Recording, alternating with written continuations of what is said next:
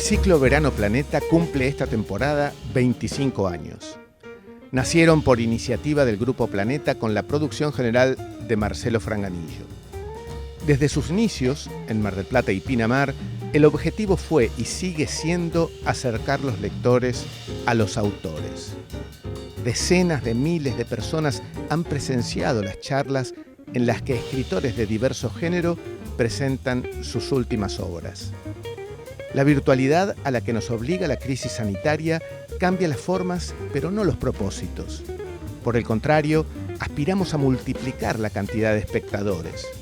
El Grupo Planeta propone así nuevas alternativas literarias que sirvan de refugio a los deseos de un mundo mejor y posible. Desde el 18 de enero hasta el 10 de febrero, cada martes y jueves a partir de las 20, por el canal de YouTube Planeta de Libros Argentina, se emiten una a una las 8 charlas. La de hoy comienza así. Bienvenidos a esta que es la última de las charlas del ciclo Verano Planeta, que este año cumplió 25 años como iniciativa del Grupo Planeta, con la producción general de Marcelo Franganillo, y durante todo este tiempo siguió siendo siempre el mismo propósito: acercar los lectores a los autores. Debido a la crisis sanitaria tuvimos que hacerlo virtualmente, pero eso nos permitió llegar a mucho más gente. Muchísimas gracias a DESA, que es quien gestiona empresas de energía eléctrica a largo plazo, con respeto por el medio ambiente y con compromiso para la ciudad y para el país. Y además, DESA es energía que transforma. Muchísimas gracias a Álvarez Argüelles Hoteles, que nos permite, como siempre, estar en este lugar donde nos sentimos tan cómodos, aquí en el Hotel Costa Galana, con el mar detrás, qué mejor, ¿no? Muchísimas gracias a las municipalidades de Pinamar y de General Pueyrredón, Mar del Plata, que ha permitido a través de sus organismos que estos ciclos fueran declarados de interés cultural. Muchas gracias a los medios que nos permiten llegar a ustedes anunciándoles qué es lo que va a ocurrir en cada momento. Bueno, les cuento que nuestro invitado de hoy es Gabriel Rolón, que nació el 1 de noviembre de 1961. Siempre hago este chiste, pero es cierto. Después, dentro de un tiempo, ya va a desaparecer. Ahora, como sigue siendo joven, la fecha sigue estando ahí. En el partido de La Matanza, provincia de Buenos Aires. Es psicoanalista, escritor y pensador destacado de la cultura. Realizó sus estudios en la Facultad de Psicología de la Universidad de Buenos Aires, fue orador en el Congreso Mundial de Psicoanálisis organizado en 2012 en Ciudad de México. En 2013 dictó jornadas de formación psicoanalítica en la Universidad Pucres de Porto Alegre y es invitado de manera asidua en universidades locales y extranjeras a brindar seminarios de clínica psicoanalítica. Ha escrito muchísimos libros, todos ellos en Planeta, no les voy a agotar con la lectura de todos ellos. Sus ediciones superaron récords de ventas históricos, convirtiéndose su obra en un verdadero fenómeno de la industria editorial. Más de 2 millones de ejemplares se confirmaron como el escritor más vendido de Sudamérica. Tiene programas de radio, de televisión, numerosos premios, pero ustedes han venido a escuchar a Gabriel Rolón y no a leer su biografía. Gabriel, ¿cómo estás? Bienvenido otra vez nuevamente al ciclo Verano Planeta. Nino, ¿cómo estás, amigo querido? En este formato un poco extraño, aunque menos extraño que la última vez, ¿no? Porque es la segunda vez que lo tenemos que hacer de esta manera por cuestiones pandémicas. Pero bueno, como bien decías vos, nos da la opción de llegar a un montón de gente que no podría haber estado presente, así que en esto de extrañar la presencia, al menos viene esto de saber que llegamos a un público más amplio a aminorar un poco la tristeza de no poder estar juntos. Decime una cosa, vos que sos el especialista en arreglarnos el eje de nuestra psiquis, ¿esta pandemia modificó en algún grado la tuya propia o te mantenés absolutamente al margen de las consecuencias de las personas de a pie como nosotros? No, ¿qué va, Nino? O sea, yo la he sufrido como cualquiera. He tratado de alguna manera de pensar cómo se resistía mejor o cómo se atravesaba mejor esta situación, ¿no? He tratado de implementarme como para poder seguir atendiendo, adelanté la publicación de un libro que tenía pensado para más adelante y que salió, que era El Duelo, que yo lo tenía pensado para mucho después, pero la pandemia me dio posibilidad de escribir, entonces, bueno, me dediqué a escribir. Intenté llenar mi vida de cuestiones que me hagan bien, de cuestiones que me den placer, que me hagan sentir vivo, sobre todo, ¿no? Porque creo que uno de los graves efectos de la pandemia es este aislamiento afectivo. ¿Y a qué negar que cuando uno está afectivamente lejos de lo que ama, se siente un poco menos vivo? Y a eso sumarle la amenaza permanente de enfermedad o de muerte, la real y además hiperalimentada por toda la información que tenemos, entonces la sensación de estar en un lugar incómodo es muchísima, y eso solo lo aminora el placer. El placer y la sensación de estar jugando algún deseo, algún proyecto. Así que, digamos, con todos estos conocimientos en la cabeza, digamos, teóricos, he tratado de decir, bueno, vamos a tratar de seguirlos y vamos a implementar algo que nos permita, digo, a mí y todos los que me habitan, diría Ortega y Gasset, ¿no? Mis multitudes. Pero bueno, he tratado de hacerlo y lo vengo resistiendo bien, a pesar de cosas que a veces me han dado mucha bronca, me han sacado alguna lágrima. Digo, solo he podido ver 3 veces a mi hija embarazada, porque a lo largo de todo su embarazo solo la pude ver 3 veces. O sea, me perdí todo el embarazo. Ya mi nieta tiene 9 meses y también la he visto muy poco y ya me cuentan que tiene 4 dientes y yo digo, pero si yo me perdí el primero, por un montón de cosas que da bronca, que da tristeza, que angustian un poco, pero me parece que justamente de lo que se trata es de tener deseo de vivir, cuidarse para vivir, para recuperar después, no el tiempo, porque eso es irrecuperable, pero sí los sueños y los proyectos y los abrazos. Esas son las herramientas que utiliza Gabriel Rolón para evitar los bajones. Es decir, pensar, bueno, tenemos un futuro, un mañana. No vi cómo le salían los dientes, pero a lo mejor puedo contribuir con el ratón Pérez a cuando se le caigan, ¿no? Digo yo. Tal cual, no, eso va a estar, ¿viste? El ratón Pérez lo manda por mensajería, pero sí, sí, claro, son un poco las herramientas, digamos, por decirlo, así como marcas vos, que no tiene que confundirse con la esperanza. ¿Sí? Tema interesante, ¿eh? El de la esperanza, porque todo el mundo cifra en la esperanza algo que vos te ocupás, como has hecho con el amor en algún momento, de decir, un momentito, que la esperanza no es tan buena. A ver, ¿cómo es eso? No, claro, o sea, no se trata de estar esperanzado, ¿no? Porque la esperanza es una emoción que nos pone en una triple situación de desventaja. Por un lado, en la situación de que claramente hay algo que nos está faltando, si no, no tenemos la esperanza de que eso llegue, ¿no? Lo que fuere, dar bien un examen, que la persona que amamos nos retribuya, que nos den un trabajo, cualquiera fuera el motivo de la esperanza, es un motivo acerca de algo que no tenemos, es decir, nos ubica en falta, nos ubica también en un lugar donde no podemos hacer nada para que eso ocurra, nos impotentiza, es decir, quedamos esperanzados en Dios, en los científicos, en quien vos quieras, pero quedamos así, ¿no? Esperanzados, y entonces quedamos que no podemos disfrutar porque no lo tenemos, no podemos hacer nada y nos sentimos impotentes, y no depende de nosotros. Entonces me parece que es una situación que nos deja en una clara desventaja. Yo prefiero el deseo que me moviliza a mí hacia lo que quiero, no la esperanza que me hace quedar pasivo a ver qué ocurre. Yo movilizo mi deseo, por eso digo esto de los abrazos que vendrán y todo, no son una esperanza, trabajo para eso. ¿Cómo trabajo? Me cuido mucho, mantengo mis afectos como puedo, voy construyendo mi relación con mi nieta por teléfono o por imagen, que vea una cara que sepa el día de mañana que es su abuelo.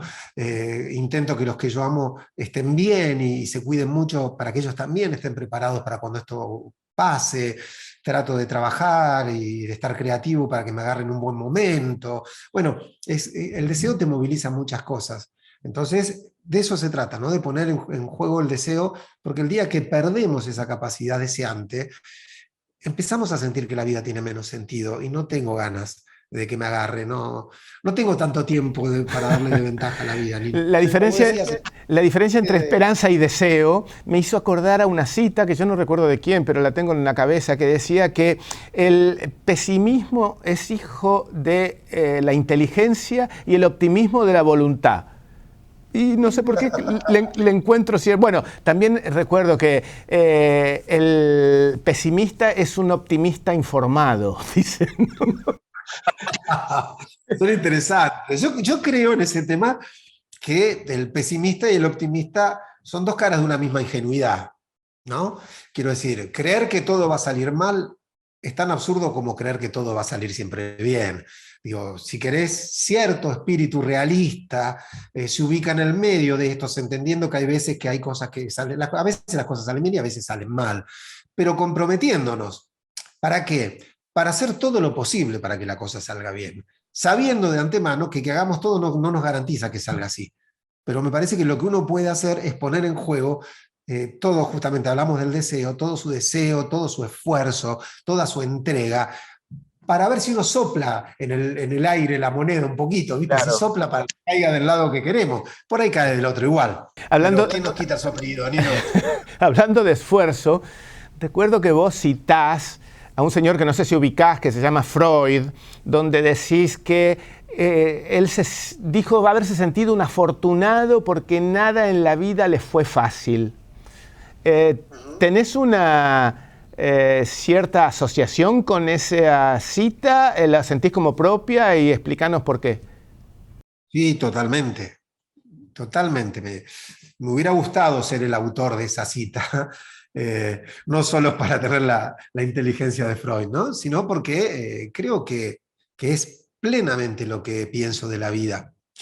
Borges, a quien vos entrevistaste varias veces, solía decir que una persona sin tentaciones nunca iba a tener la posibilidad de ser santo, ¿no?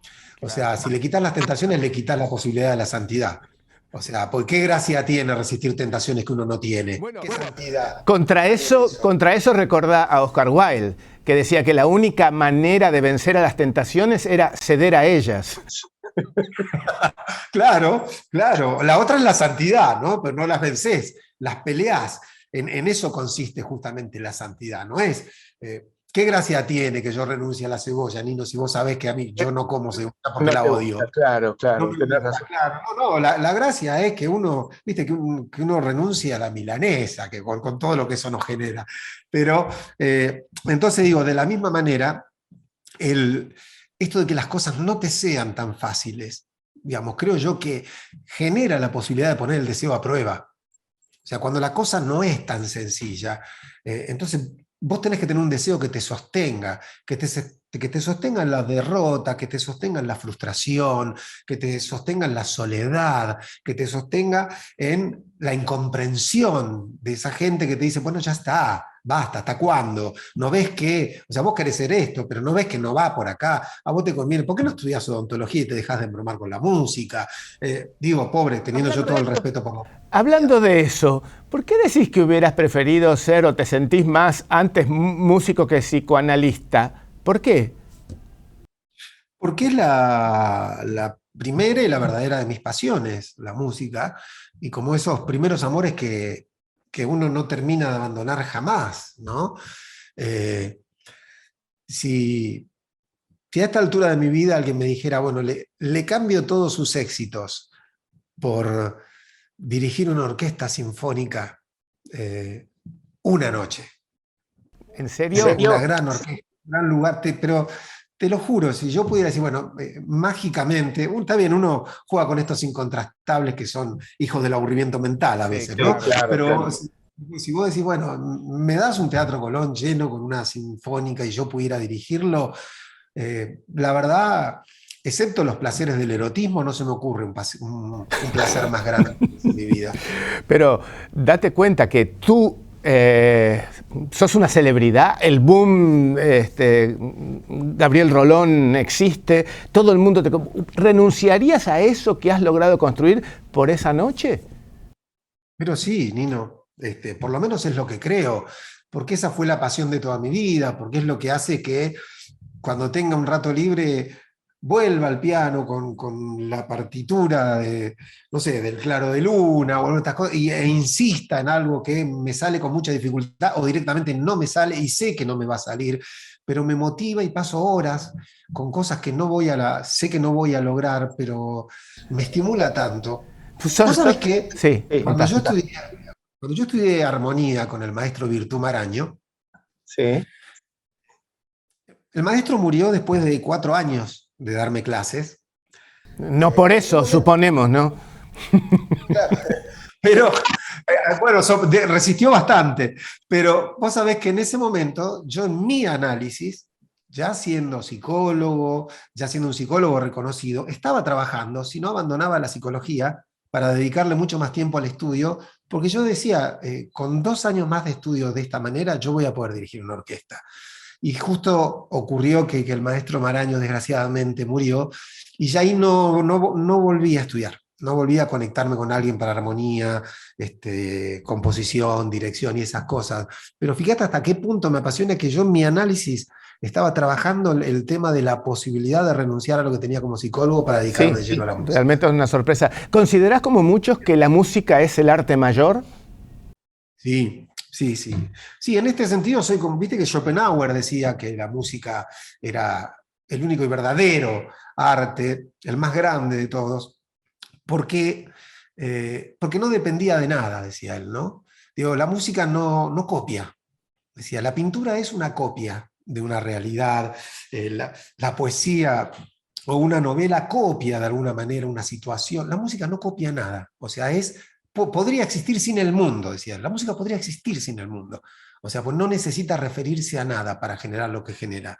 Entonces, para mí es un lenguaje tan único, tan particular, que con todo respeto por todas las artes, yo creo también que la música es un arte superior. Me hace preguntarte, ¿por qué crees que una música que no la podemos entender como podemos entender cuando miramos un cuadro, cuando leemos un libro, etcétera, puede llegar a conmovernos hasta las lágrimas? ¿Qué es lo que produce eso en nuestra cabeza para lograr ese efecto?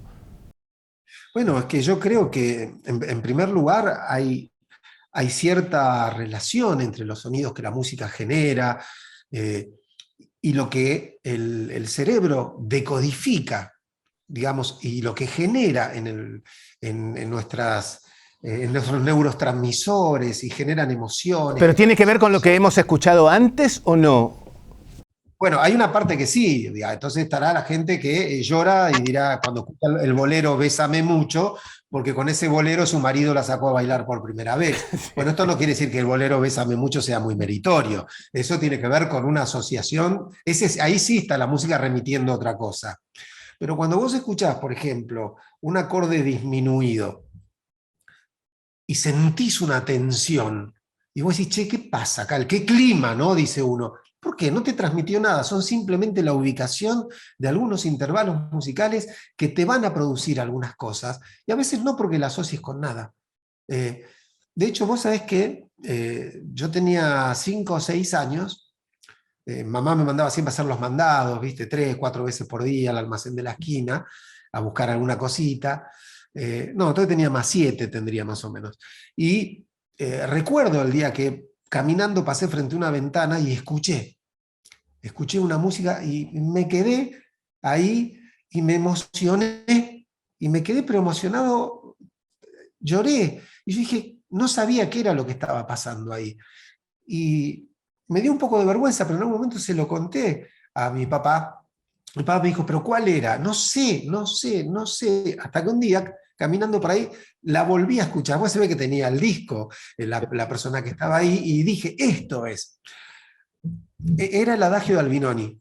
Claro. Digamos, yo no lo había escuchado nunca, pero ese adagio a mí me metió de lleno en la música fuerte, la música grande, digamos, más allá de las zambas que yo ya empezaba a tocar en la guitarra.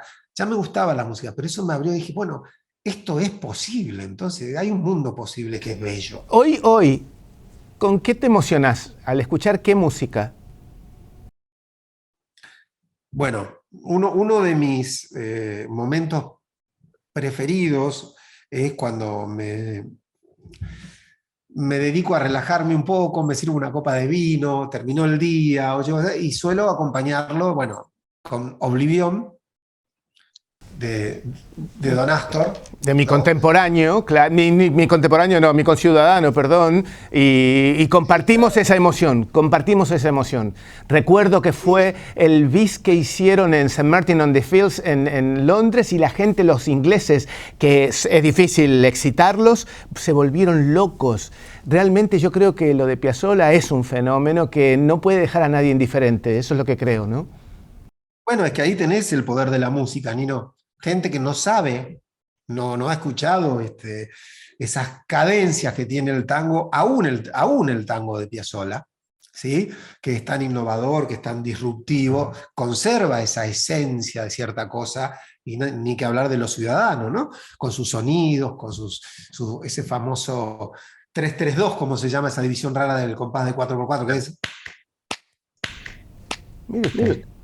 ¿no? Que es una manera muy rara de dividir, que casi no se usa en otro género y que pocos usaron antes de Piazzolla. Voy a hacerte la última pregunta sobre música, porque tenemos que hablar un poquito del libro, y es, ¿por qué dijiste que la música debe ser el aspecto donde sos más intolerante en tu vida? Porque soy, así como la amo, soy incapaz de escuchar durante 10 segundos una música que no me gusta. O sea, cuando vos me... ¿Tenés el coraje? ¿El coraje para decir qué, por ejemplo? Saca eso. Listo, sacalo, no me gusta, ¿no? A veces voy en el auto con alguno de los productores o eso, me dice, mira, escuchá este tema, y te juro, a los 5 segundos le digo, no me gusta, sacalo, no. Sacalo o avísame y yo me pongo un auricular y escucho otra cosa, pero no quiero ir. E inmediatamente construís un mal concepto de la persona que le gusta esa música, seguramente. No, para nada. Para nada, no. Yo creo que en ese sentido, a lo mejor hay gente que tiene aptitudes de disfrutar de cosas que yo no, y de hecho yo he aprendido a disfrutar de cosas musicales que antes no disfrutaba, pero mientras no me gustan me cuesta muchísimo. Si no es para estudiarlas y me lo pongo voluntariamente, digo, a ver si venzo esa resistencia, me cuesta muchísimo. Me parece que debe ser un... Sí, decime. Digo, me da tanto agrado la música que... soportarlo cuando no me gusta me resulta intolerable, perdón, intolerante soy yo, vaya el lapsus. No, estaba pensando que recién dijiste que podés entender que haya gente que le guste lo que a vos no te gusta, y yo pensaba que eso debe ser un principio básico del psicoanálisis, ¿no? O del psicoanalista, entender que al otro le pueden gustar cosas que a él no. Bueno, exactamente, Nino, es muy inteligente lo que decís.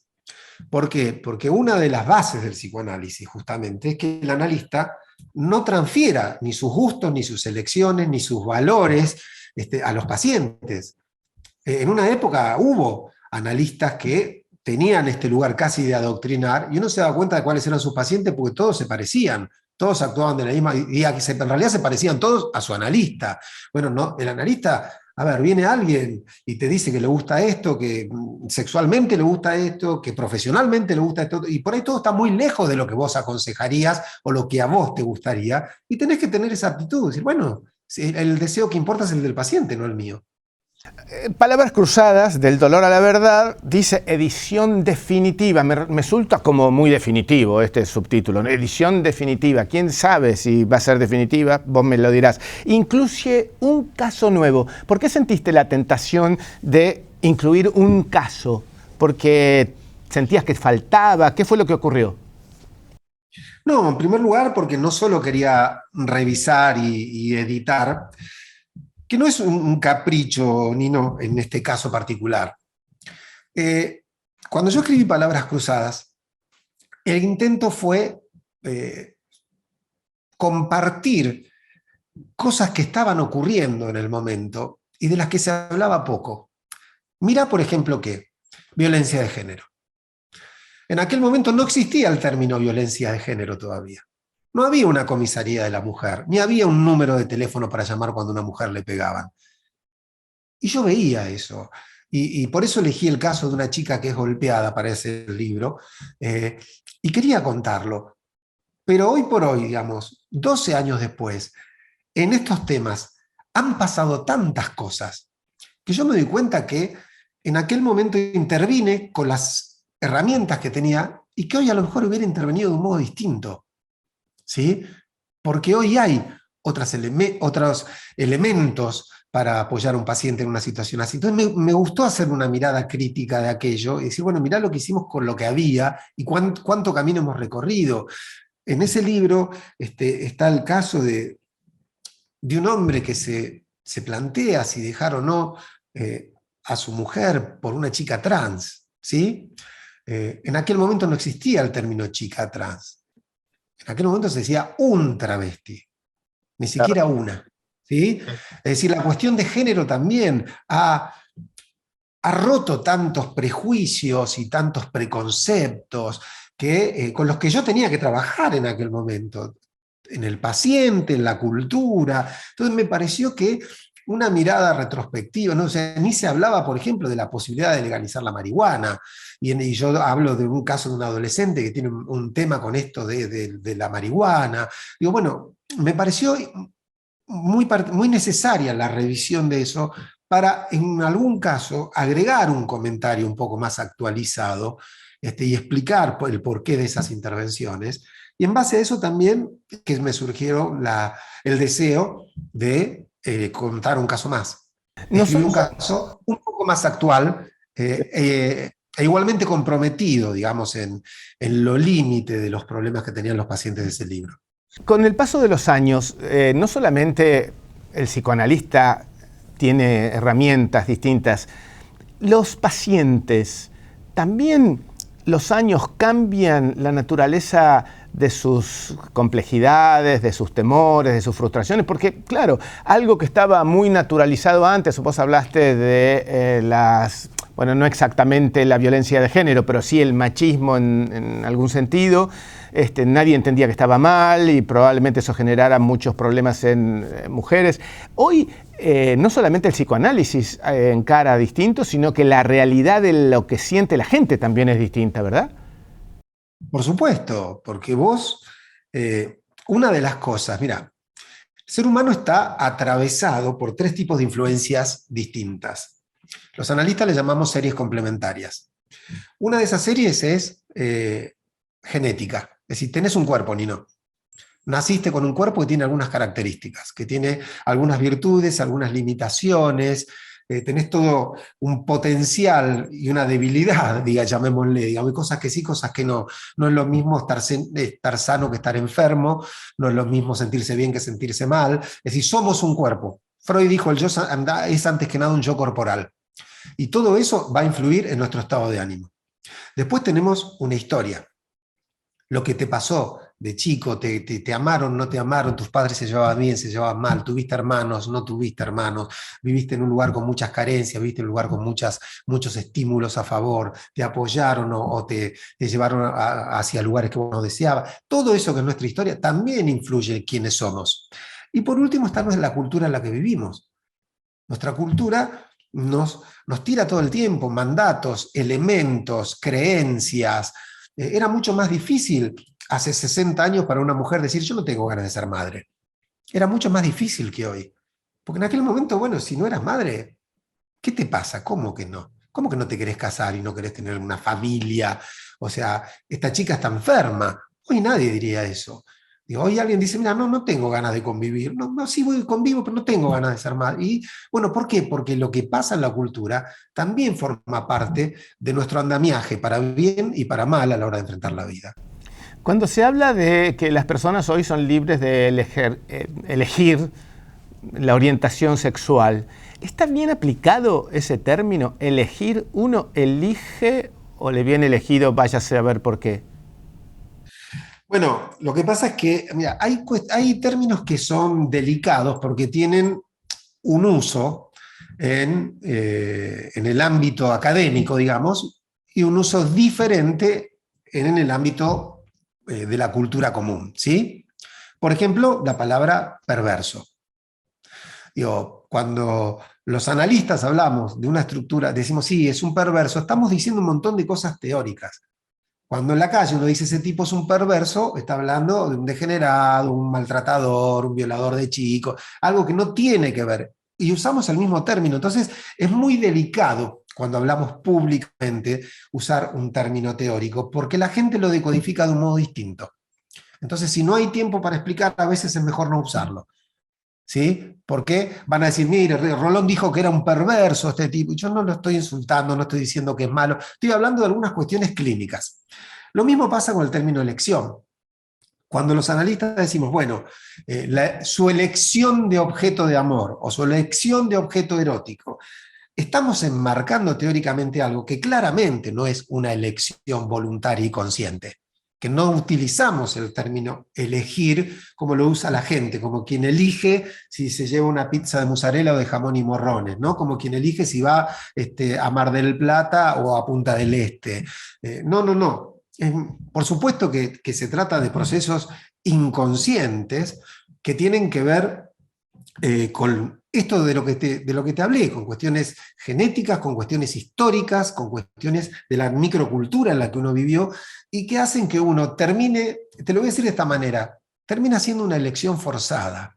Es decir, elijo lo que no hubiera podido no elegir, en ese sentido. Pero que algo tiene que ver con mi historia y con lo que viví, es seguro. Cuando hablamos nosotros de elección sexual, estamos hablando de todo ese proceso que llevó a eso, en la cual la persona de eso no tiene ni la menor idea. Y más, hasta uno te diría, yo me acuerdo de un paciente hace muchísimos años, 20, 25 años, otro momento de la cultura, que me decía, si yo hubiera podido, no hubiera elegido ser gay. ¿Sí? Porque, ¿sabes? Porque mis padres se frustraron, porque yo hubiera tenido una vida más tranquila, porque no me hubieran mirado mal, yo hubiera elegido no serlo, pero ¿qué querés que haga? Me decía. Es decir, porque justamente estaba hablando de esto de la elección sexual, ¿no? Que Claro. eso sí ya se daba en aquel momento. Dice, no es una elección, yo hubiera elegido vivir más tranquilo de otra manera. Y estaba dando cuenta de esto, ¿no? Digamos, se trata de una manera de llamar al proceso de sexuación que no tiene que ver con se me dio la gana vestirme de tal manera o estar con alguien del otro género o de mi propio género. No pasa por ahí. No, además el heterosexual no se propone que su deseo o su atracción sea el otro género. Ocurre, ¿no? Claro, ¿sabes cuál es? El único problema que hay ahí es que la cultura durante mucho tiempo, y creo que aún hoy, tiene la mirada de que eso es natural. Sí. ¿Sí? Y allí es donde la cultura equivoca su mirada, ¿sí? Y su análisis. En el ser humano la sexualidad no es natural. Digamos, que sea mayoritario no quiere decir que sea natural. ¿Sí? Entonces, bueno, ahí es donde empieza a haber una cierta segregación compleja, porque es decir, si esto es natural, entonces lo otro es antinatural. Si es Exacto. antinatural, ¿qué es enfermo, es pecaminoso, es delictivo? Bueno, por todas esas categorías tuvo que pasar la homosexualidad. En un momento fue un delito, en otro momento fue una enfermedad, en otro momento fue un pecado. Digo, ¿por qué? Porque si es antinatural, bueno, lo que hay que entender es que la heterosexualidad tampoco es natural, es tan poco natural como otro tipo Sí, y cuando decís fue, no estamos refiriéndonos a muchos lugares del mundo donde continúa siendo delito y está en contra de lo dispuesto. Te quería preguntar, cuando se ocurrió la reedición de Historias de Diván, dijiste que era una versión revisada, corregida y aumentada. ¿Revisado en qué sentido? ¿Qué revisaste? Y ahí una segunda pregunta deriva de eso. ¿De alguna cosa que hayas publicado sentiste la necesidad de corregirlo porque no estaba del todo bien? Mirá, hay algo que es cierto, Nino, y es que si uno no es muy, muy bestia y hace un trabajo durante más de 15 años, es esperable que algo aprenda, ¿no? Acerca de ese oficio. Es decir, no es lo mismo escribir un libro que haber escrito 12. ¿Sí? Si en ese proceso de casi 17 años desde que yo me senté a escribir Historia de Iván hasta ahora, yo escribiera exactamente igual, estaría en problemas. Me permito decirte que no es una ley eso, porque tenemos muchos ejemplos en contrario. Pero, bueno, Pero, pero este, realmente hay que ser muy haragán, ¿no? Para no aprender. ¿Por qué? Porque vos entregás un libro y cuando te lo devuelven editado, con las pruebas de Galera, y vos preguntás por qué, y el editor dice, no, mirá, funciona mejor así, esta frase, fíjate que acá repetiste muchas veces tal palabra, y empezás a entender, bueno, entonces que en la misma página esté la palabra solamente en 5 oportunidades no está bueno. No. Es malo para el libro. Entonces, bueno, a ver, entonces me doy cuenta que tuve muchas repeticiones, me doy cuenta que funciona mejor de esta manera, esto fue demasiado largo, entonces conviene dividirlo en 2 párrafos. Vas aprendiendo, eh, digamos, yo creo que los primeros libros son muy emocionales, Nino. Como que uno tiene tantas ganas de decirlo, y tiene tanta, que te salen de esa manera, son mucho más pasionales que inteligentes. Y los últimos libros son más inteligentes que pasionales. Si por ahí decís, no tengo muchas ideas, y yo ya lo dije todo, ya escribí demasiado, y hasta te tenés que poner a pensar, ¿y ahora de qué escribo? Mientras que en el primero decís, bueno, déjenme publicar porque tengo una idea. Pero lo que sí es seguro que si vos hiciste bien el recorrido, 15 o 20 años después, el tema que decidas desarrollar lo vas a desarrollar con mayor eficacia. En ese sentido, es que me parece que a la hora de dejarle a los lectores lo mejor de uno, a veces está bueno ir hacia atrás y revisar qué es lo que uno mismo se editaría hoy con la experiencia que tiene, ¿no? Vos sabés que, citado por segunda vez, tu amigo Borges, directamente hubo un libro que lo sacó de sus obras completas, ¿te acordás? El tamaño de mi El esperanza. tamaño de mi esperanza. Que los amigos lo cargaban con ese título y era obvio por qué razón, ¿no? Claro, pero y después se lo han editado después de que él murió, pero él no lo quería en sus obras completas. Fíjate hasta qué punto no le debe haber gustado que no lo consideró ni siquiera corregible. Y sin embargo Claro. es un libro que es extraordinario, ¿no? Pero bueno, digo, un autor mira a la distancia y a veces reconoce como cuando miramos nuestra adolescencia o nuestra primera juventud, Sí, Nino, y claro. nos preguntamos, ¿pero cómo me enamoré de esta Bueno, de persona? sus obras completas él sacó aquel poema, ¿no? He cometido el peor de los pecados que un hombre pueda cometer, no he sido feliz. O sea que efectivamente debe haber entendido que no estaba a la altura del Borges maduro, seguramente. Y o que se contradecía justamente, ¿no? Con esta idea que él tenía de que, bueno, creo que en ese sentido Borges y Freud tenían la misma idea, ¿no? Freud dice, en El malestar en la cultura, él dice, no parece estar dentro de los planes del universo que el hombre sea feliz, ¿no? Y creo que Borges decía lo mismo, ¿no? Soy humano, ¿cómo voy a ser feliz? Ha respondido en alguna entrevista. Entonces me parece que aquel verso le pareció demasiado esperanzado o ingenuo y por eso decidió sacarlo. Decime, Historias de Diván, ¿es tu libro el que más querés, el que considerás más logrado? No sé por qué tengo la sensación de que es así. Eh, Probablemente sea uno de los libros que yo más quiera, digamos, el que me permitió entrar en el mundo de la literatura, el que me dio placeres insospechados. Eh, vos sabés el chantaje emocional que yo tengo conmigo mismo, Nino, con las cuestiones populares. Lo sabés porque lo hemos charlado tantos kilómetros, tantos viajes, tantas cenas o desayunos.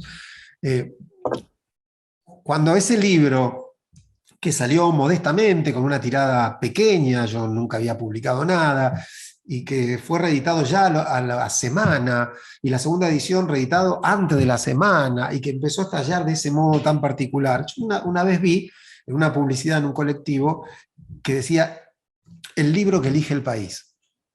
Era el eslogan de marketing, ¿no? Sí. Cosa que no tiene por qué ser veraz, porque ya sabemos que las propagandas dicen que un desodorante dura 6 años y medio y es mentira. Si fuera cierto y a partir de algunos acontecimientos de la actualidad, no le ha ido muy bien al país leyendo tu libro.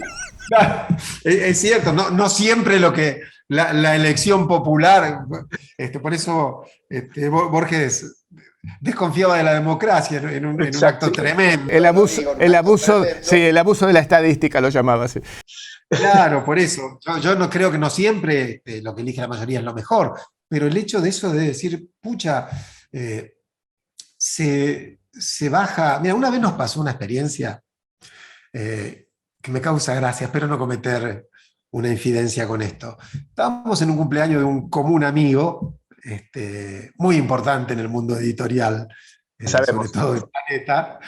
Eh, y bueno, y se había ido la hora a la madrugada, era un día de semana, bueno, y se escuchaba la música y las fiestas, y qué sé yo, que en un momento toca el timbre, él baja a ver quién era, y que yo, como demoraba en venir y eso, bajé yo, digo, che, ¿qué pasó? Y cuando salgo hay un patrullero que venía a clausurarle el cumpleaños. Dice, no, porque usted no puede, porque es un día de semana y porque sus vecinos, ¿no? Y él trataba de explicarle, y como ya me lleva como 10 minutos, no, no, no. Y en eso me asomo y le digo, ¿qué pasa, Nacho? Y el policía me mira, se calla, se pone a llorar y me dice, usted es Rolón.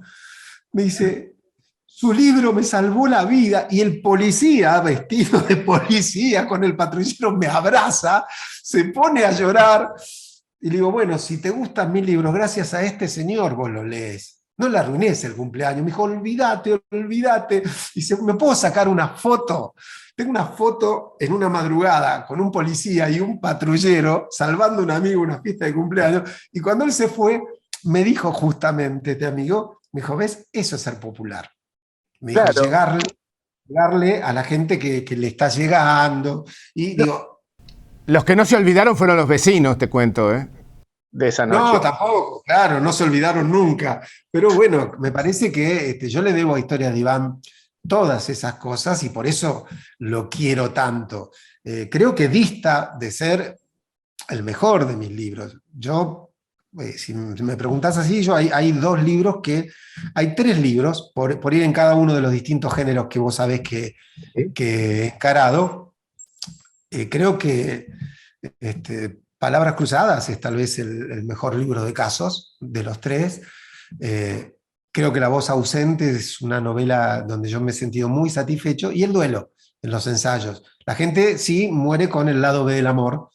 Eh, Hay personas que lo ven casi de un modo bíblico, lo tienen todo marcado, me dicen, no, esto es lo que, por la temática, pero yo creo que el libro mejor escrito que yo he entregado hasta ahora es el libro del duelo.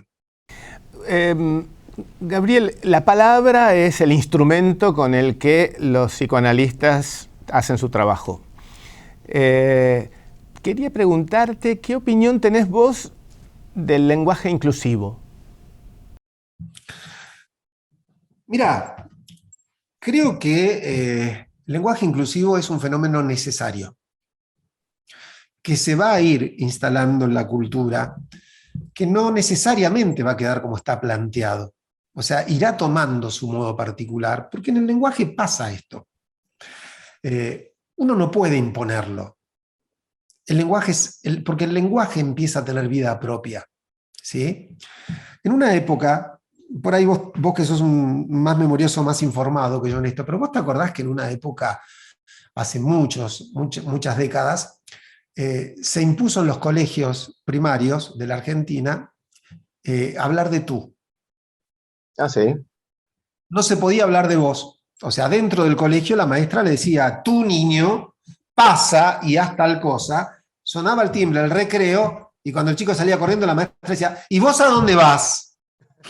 ¿Sí? ¿Por qué? Y se tuvo que sacar, porque el lenguaje no lo podés imponer. Yo creo que del mismo modo, el lenguaje inclusivo denuncia algo que está haciendo falta. ¿Sí? Y marca ciertos caprichos que tienen reminiscencias con actitudes de las que conviene uno desprenderse, como el machismo. Vos no sabés cómo me ha costado a mí, por ejemplo, en los ensayos. Yo antes cuando decía, bueno, te tomo la cita de Freud, no parece estar dentro de los planes del universo que el hombre sea feliz. Ese hombre está tomado en sentido universal. Genérico, claro, sí. Hombre-mujer. Bueno, hoy cuando escribo un ensayo no puedo escribir de esa manera. Yo me siento en falta. Si digo, bueno, el hombre en su búsqueda, no. Tengo que poner, no sé, el ser humano, el sujeto, hombres y mujeres en nuestras búsquedas. Tengo que buscar la manera. ¿Por qué? Porque ya yo me siento mal. Y eso lo logro el lenguaje inclusivo. Es decir, que yo pensara en eso y que me empezara a resultar incómodo, lo que creo es que no hay que fanatizarse. y pensar que si uno no dice les nenes es porque está en contra de este proceso. No, no, no, no. Dejemos que el proceso vaya avanzando y que está muy bien que se milite en esto y que se exija y que se diga, dejémoslo y después veremos qué queda. Yo sé que va a quedar algo y que se va a modificar y que va a ser eso el lenguaje inclusivo.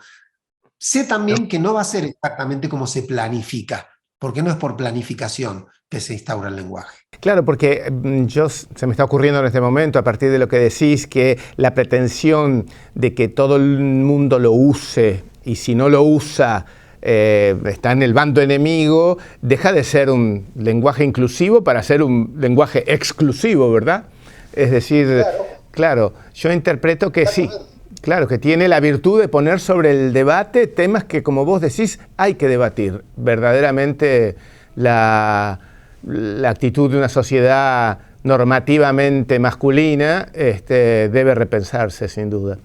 Decime, cuando algunos colegas tuyos, cuando alguien lo presenta y qué sé yo, dice psicólogo, tienen la inmediata necesidad de corregir, psicoanalista. ¿Hay como una especie de etiqueta, de jerarquía ahí? ¿Te pasa a vos?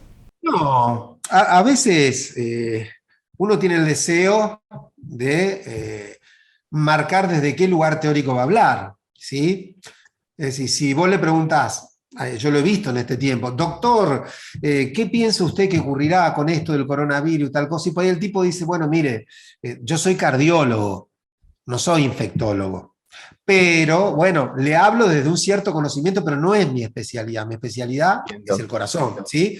De la misma manera, cuando decís psicólogo, podrías estar hablando con un gestáltico, con un sistémico, con un cognitivo, con un psicoanalista. Entonces muchas veces uno, o yo al menos, no lo hago como un gesto de jerarquía, porque soy psicólogo, mi título es licenciado en psicología. Claro. Eso se llama psicólogo, soy psicólogo. A veces lo que uno aclara es decir, bueno, no, bueno, sí, soy psicoanalista. Es decir, sepa usted desde qué lugar teórico le voy a hablar. ¿Por qué? Entiendo. Porque si yo digo algo acerca del Edipo, usted entienda que lo está diciendo un psicoanalista, que no, un cognitivo lo diría de otra manera, aunque tengamos el mismo título de psicólogo. Entonces me parece honesto siempre decir desde dónde se habla, porque si no uno transmite las cosas como si fueran verdades. Y no son verdades, son puntos de vista. Leí alguna vez que un libro que te marcó fue el de Gese Demian. Y yo encontré una frase que saqué de ese libro, a ver qué te sugiere. Dice, tendría que haber un Dios que comprendiese dentro de sí al diablo y ante el que no habría por qué cerrar los ojos cuando se hacen las cosas más naturales del mundo. Sí, bueno, fíjate hace cuánto tiempo, ¿no? Ya se hablaba de esto de sacar de la lista de los pecados ciertas cuestiones, pero yo creo que justamente Gese, bueno, ha sido un estudioso de estas cuestiones, de las religiones, sobre todo las religiones y la filosofía oriental, pero lo que está marcando es algo muy, muy claro, o sea, la piedra en el zapato de las religiones, de los que creen, digamos, de los creyentes en Dios, es la maldad, ¿sí? Digamos, establecido un concepto de maldad y siendo todos, según se dice, criados a imagen, creados a imagen y semejanza de, bueno, si somos imagen y semejanza, ¿de dónde sacamos la maldad? ¿Sí? Uno, ¿quién era? Ay, se me fue, un filósofo muy importante, estaba leyendo el otro día, que decía, si Dios es omnipresente y omnipotente, que quite la maldad. Sí. Si no puede quitarla, no es omnipotente. Si no quiere quitarla, ¿para qué llamarlo Dios? Me suena a Russell, pero no estoy seguro. Y en relación a una frase parecida, la de Borges, ¿no? Creer en un ser todopoderoso, omnipresente y que encima nos quiere a todos es la invención más genial de la literatura fantástica. Sí. Bueno, es que es así.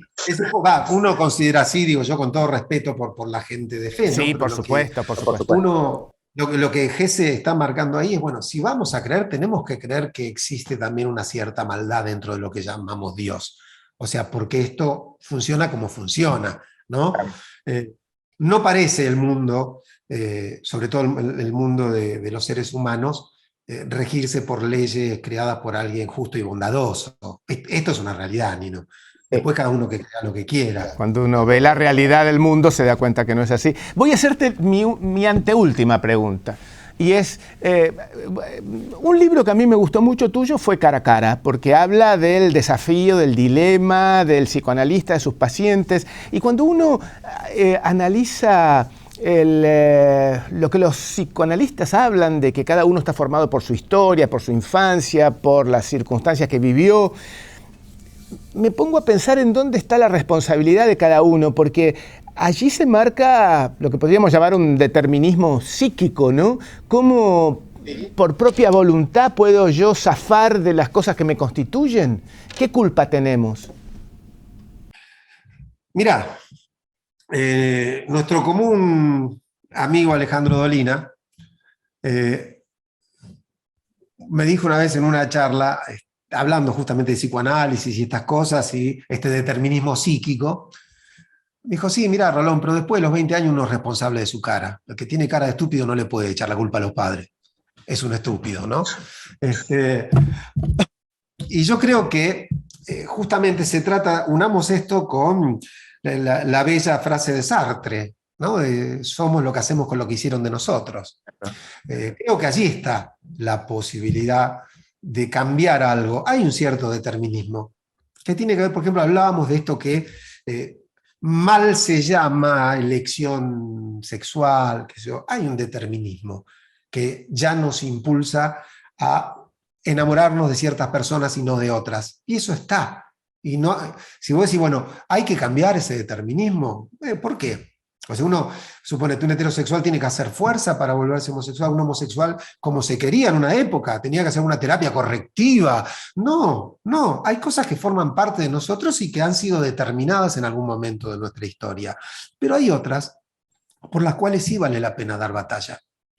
Digo, si vos si te criaste en un ámbito que te generó una personalidad egoísta, poco afecta al reconocimiento de los demás, a la generosidad, bueno, tenés en un momento que preguntarte, ¿pero qué pienso yo de quién soy? ¿Me gusta quién soy? ¿Soy feliz? Permitime seguir por el lado de la filosofía, ¿no? Como decía Nietzsche, la teoría del eterno retorno. Es decir, si yo tuviera que volver a vivir esta vida durante toda la eternidad, ¿esta es la vida que yo querría vivir? Porque si no, hay que cambiarla. Y ahí es donde aparece, en el deseo de ser distinto, se filtra ese mínimo espacio de libertad que tiene todo ser humano para modificar algunas cosas. Un espacio de libertad que es muy pequeño, pero que alcanza para que la vida tenga un sentido, Nino. Entonces, allí es donde uno puede trabajar en contra, ¿sí? Donde alguien que se da cuenta a los 22, 23, 26 años que es una persona celosa, que es muy difícil convivir con él, que lastima a las personas que tiene al lado por su desconfianza, y bueno, algo tengo que hacer con esto. Bueno, si uno tiene esa posibilidad, ahí empieza la verdadera alquimia de un sujeto humano. Voy a hacer mi última pregunta y la voy a hacer por enésima vez, no sé, las veces que te lo he preguntado. Decime, Sí, el dilema del ser humano y los pilares del psicoanálisis ¿son solamente el sexo y la muerte? Sí, por supuesto. Sí. Pero hay otras cosas que no son sexo y muerte, ¿no? ¿Qué sé yo? Pero bueno, ustedes... Lo que pasa es que la sexualidad en su aspecto más amplio tiene que ver justamente con la pulsión de vida, ¿sí? Entonces lo que estamos diciendo es las únicas dos cosas realmente importantes que condicionan cada uno de nuestros actos son la vida y la muerte, ¿sí? El amor y la muerte, la sexualidad y la muerte diremos como listas. Otro podría decir el amor y la muerte para ser más amplio, pero tiene que ver con eso. Es decir, sobre todo a determinada edad, ¿no es cierto? ¿Perdón, Nino? Que sobre todo cambiamos la palabra sexo por amor a determinada edad, digo yo, se me acaba de ocurrir. No, porque no deja de estar sexualizado el amor y la vida. O sea, vos sabés que yo he escuchado muchas veces a un paciente hablar de un proyecto que a lo mejor es laboral, sí, que le ofrecen. No me calienta. O sea, listo, como metáfora. Sí. Bueno, está dando, los chicos dicen, me la baja, ¿sí? Ese es el lenguaje de los chicos o de los adolescentes cuando hablas con ellos. No, dijo tal cosa, no, eso.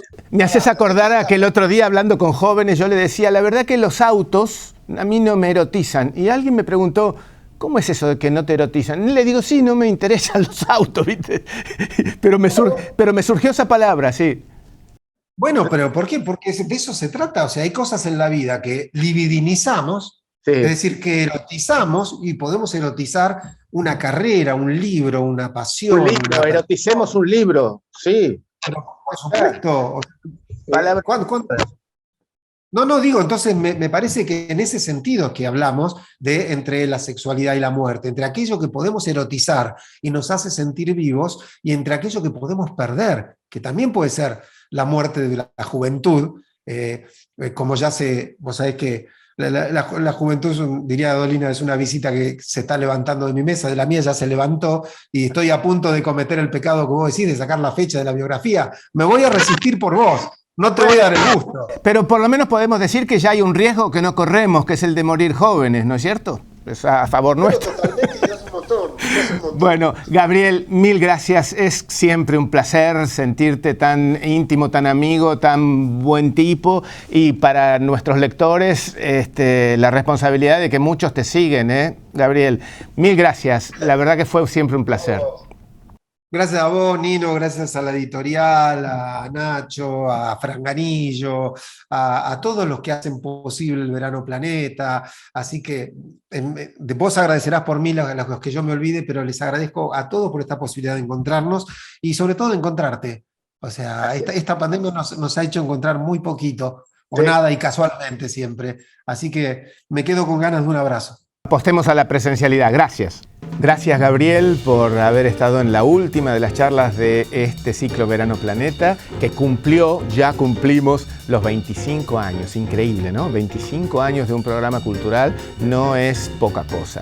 Muchísimas gracias a quienes lo hicieron posible, obviamente al Grupo Planeta, a la producción de Marcelo Franganillo, a todas las personas que han participado para que ustedes puedan alcanzar a ver y acercarse a los autores.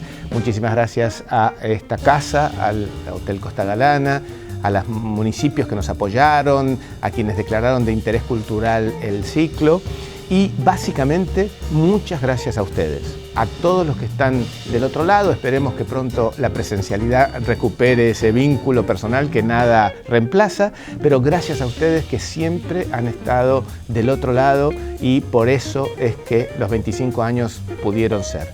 Gracias y nos reencontramos el año que viene. Gracias.